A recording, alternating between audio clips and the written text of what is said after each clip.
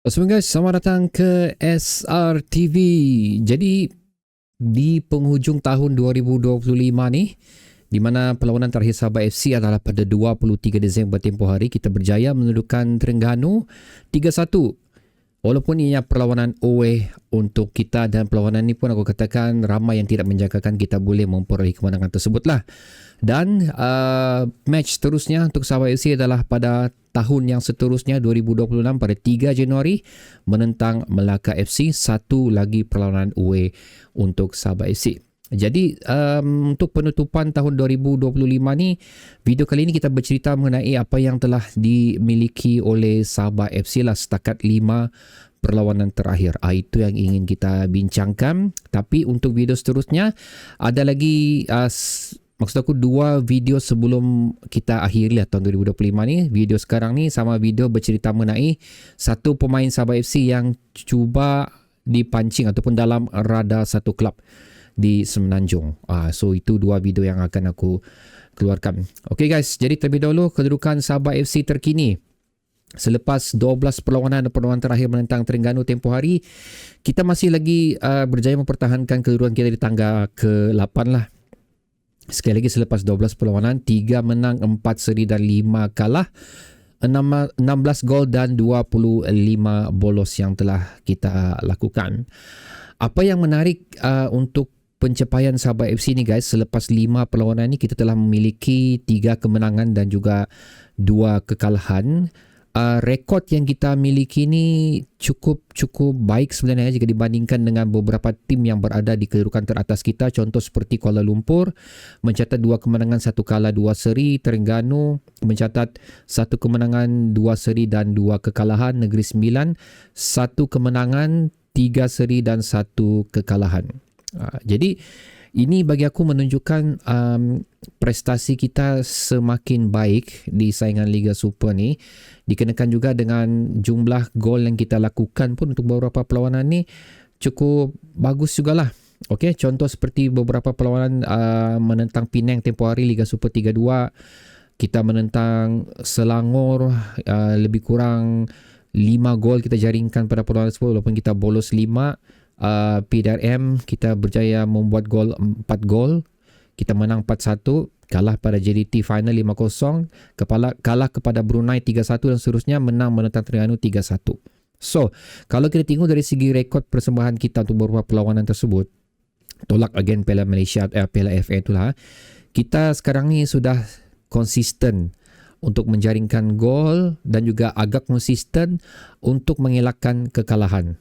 Itu yang nampak bagi aku sangat positif lah jika perhatikan di sini. Despite beberapa peristiwa yang kita tidak inginkan, JP although sudah mendapat momentum di saingan Liga Super ni, tapi unfortunately beliau memutuskan untuk tidak bersama Sabah FC, dan Alto Linus pula mengambil alih selaku interim, di mana selepas Alto Linus tewas 1 dan kalah 1 lah. Itu yang rekod yang setakat ni kita tidak boleh dispute atas kemenangan menentang Terengganu itu sebenarnya. Tapi kalah menentang Brunei itu pun adalah merupakan satu benda yang cukup besar untuk kita. Jadi bagi aku untuk Alto Linus ni, kedudukan dia selaku interim masih lagi 50-50 untuk Sabah FC. Dan seperti mana aku katakan pada video sebelum ni, sesuatu pasukan tu selepas tidak menggunakan lagi perkhidmatan coach asal mereka akan diberi tempoh selama 2 minggu untuk mengisi kekosongan tersebut. So far tidak ada sebarang ura-ura lagi lah ataupun kabar berita mengenai siapa yang bakal mengisi kosongan tersebut. Adakah Alto akan kekal, Stano akan mengambil alih kembali, ataupun ada nama dalam list radar tu. Tidak ada cerita sekarang guys. Itu yang peliknya sekarang ni, kerana bagi aku kalau benda ni macam diceritakan lebih awal, keputusan tu dibuat lebih awal, sudah pasti klub kita akan sudah bersedia list tu sebenarnya. Tapi sekarang ni macam aku nak pasti, tapi nampak gayanya macam seolah-olah kita tidak ada list tersebut lah, dan masih mencari siapa yang sesuai untuk mengisi kekosongan tersebut sekiranya Stano ataupun Alto Linus tidak digunakan. Tapi walau macam mana pun, despite all of that, kita macam mana aku katakan tadi masih berada di dalam reputasi atau momentum yang cukup memberangsangkan. di saingan Liga Super ni. Antara bendanya lain lagi adalah keberadaan si Aydin Muyajic. Lately ni pun dia punya momentum cukup meyakinkan, sering kali contribute goal untuk tiap perlawanan Sabah FC, walaupun sebenarnya pada perlawanan Liga contribution goal dia tidaklah banyak sebenarnya. Dia adalah pemain yang menjaringkan 3 gol. So pemain yang menjaringkan gol terbanyak sekali untuk Sabah FC lah. Tu Aidin Munyajic 3, Sifu 2, Fergus Tierney 2, Stu 1, Jeffrey Chu 1. Tapi jika dibandingkan dengan persembahan digumpul dengan Piala FA tu, selepas berapa perlawanan tu? 15 perlawanan, selepas 16 perlawanan 15 gol telah beliau lakukan. So slowly dia sudah build momentum dia yang menunjukkan reputasi dia dulu selaku penjaring terbanyak di liga beliau.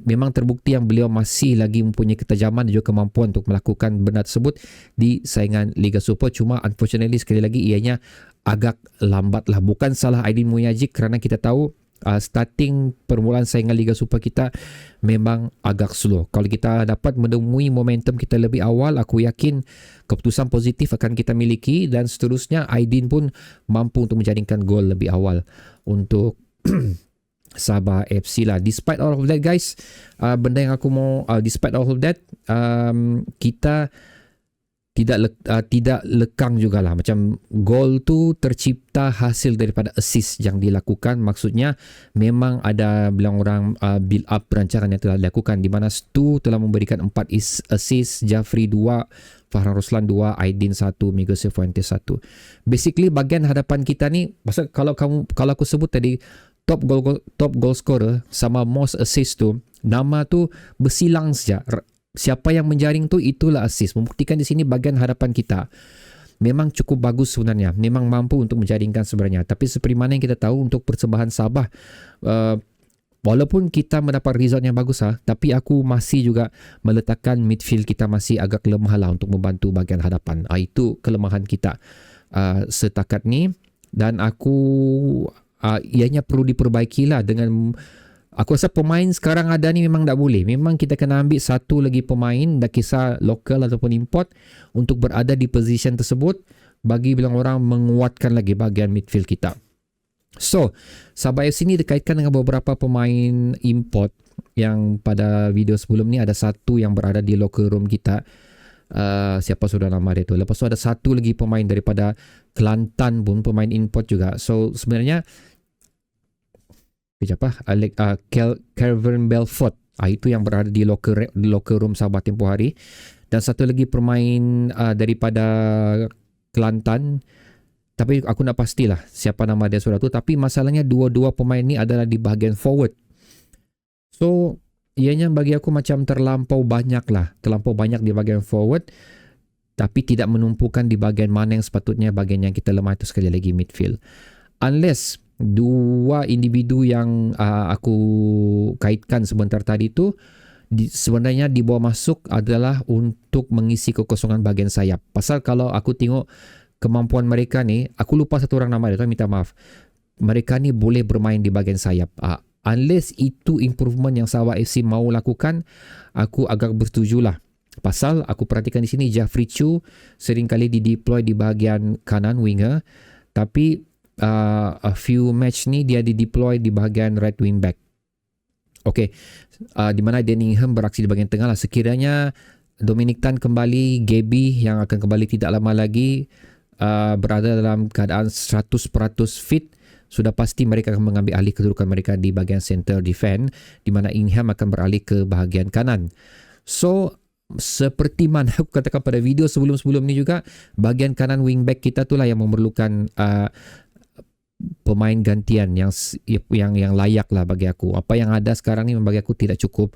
So sekiranya ada pemain import atau pemain tempatan yang dibawa masuk untuk mengisi bahagian wing tersebut, maksudnya Jeffrey akan drop ke bawah, membuatkan rotation kita bagus lah. Bagi aku rotation Jeffrey dan juga Ingham cukup bagus di situ. Tapi itu sekiranya dilakukan. Buat masa ni aku sekali lagi agak pelik pasal nama penyerang dikaitkan bersama Sabah FC.